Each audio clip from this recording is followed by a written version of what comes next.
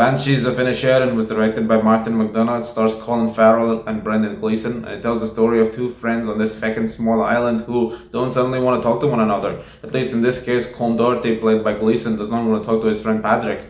But Patrick is confused by all this, and in more attempts to try and communicate with him, things begin escalating, and eventually Colm decides that if he is ever approached by Patrick again, he's going to start cutting off his fingers. And that is actually a movie. I'm not going to do this accent for the whole review, because it's probably terrible. It's terrible.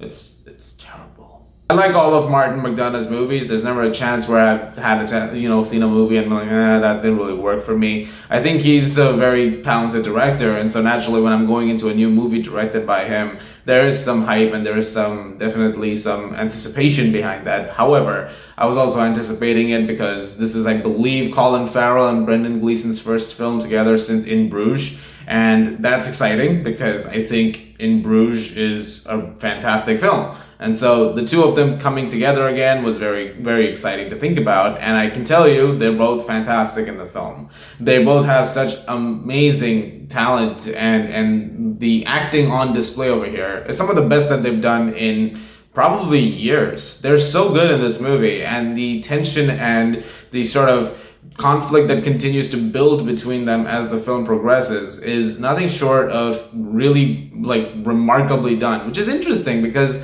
the premise is so simple. It's just a case where one person who's friends with another suddenly is like, I don't really want to talk to you anymore. I don't want to hang out. And the reason is because some other stuff's happening. And it's like, okay, well, that's weird. It's like, yeah, but that happens a lot. It's very relatable. There are people in our lives who we've gotten to know over the years, and then suddenly we just lose touch with them, and things happen, or there's progressions of some kind, and you're just like, I haven't talked to them in years. It's happened between best friends where you're suddenly best friends one day, and suddenly the next day someone's like, yeah, I don't really like you anymore, and then suddenly you stop hanging out. And while it sounds like a 12-year-old kind of thing, which the movie makes note of, by the way, that has happened. I don't know what it says about me, but it's happened with me as a friend before. And so there are points where you'll watch this film and it feels incredibly relatable. But even if not, it's just the way it handles this deconstruction of friendship, and essentially, as things escalate, the drastic measures that are taken to be just stay away from me, is a credit to McDonagh's writing and direction. It's incredibly, like I said, tense. And eventually as the film progresses, you're starting to feel sort of at the edge of your seat, what the hell's gonna happen? And it's remarkably done. This is one of the best movies, I think, of the year, which is gonna be said a lot apparently right now, because from what I'm hearing, we're getting some absolute amazing films as the year comes to a close. And The Banshees of Inisherin is pretty much perfect in every single way. I mean, I can't think of too many issues with this film at all. I can't even think of one, really. It's immaculately shot too. It's a gorgeous looking movie. The stunning vistas and the imagery that you get over here are just genuinely remarkable. Carter Burwell's score is fantastic as well. So it's one of the best of the year.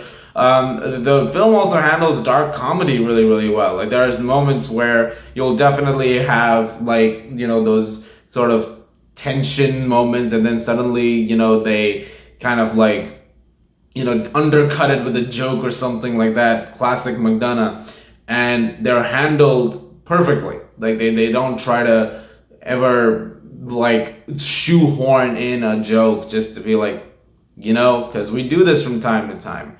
But I think a lot of that credit goes to just the performances on display. Speaking of performances, I do want to give a shout out to Carrie Condon, who is fantastic in this movie. I've seen her in a bunch of stuff before, but I've been seeing a lot of people discovering her all of a sudden because of this movie. And if this is your first foray into her as an actress, I think that you are going to be very pleased, because she is really giving it 110%. Barry Keoghan's great too. I mean, I don't think I've ever seen a bad performance from that guy, and once again, he's fantastic in the film.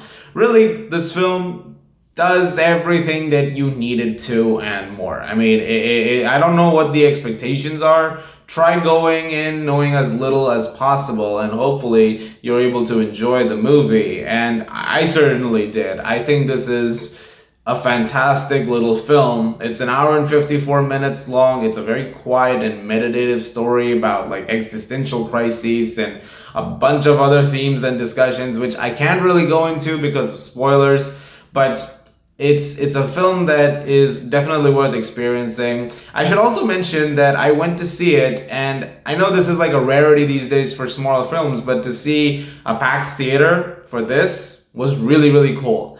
And a lot of people responding to the film and having a good time and appropriately reacting to certain moments in the film. I think all those worked perfectly, and so I'm curious to hear from everyone who ends up watching the film what their thoughts are on it. But as for me, I honestly haven't given this grade much this year, but the more I think about it, I can't give it anything less. So without further ado, I'm gonna give the Banshees of Inisherin a 10 out of 10. Honestly, it's pretty pitch perfect. Like, I mean, I can't really think of a major flaw with the film, and I walked out very, very satisfied with it.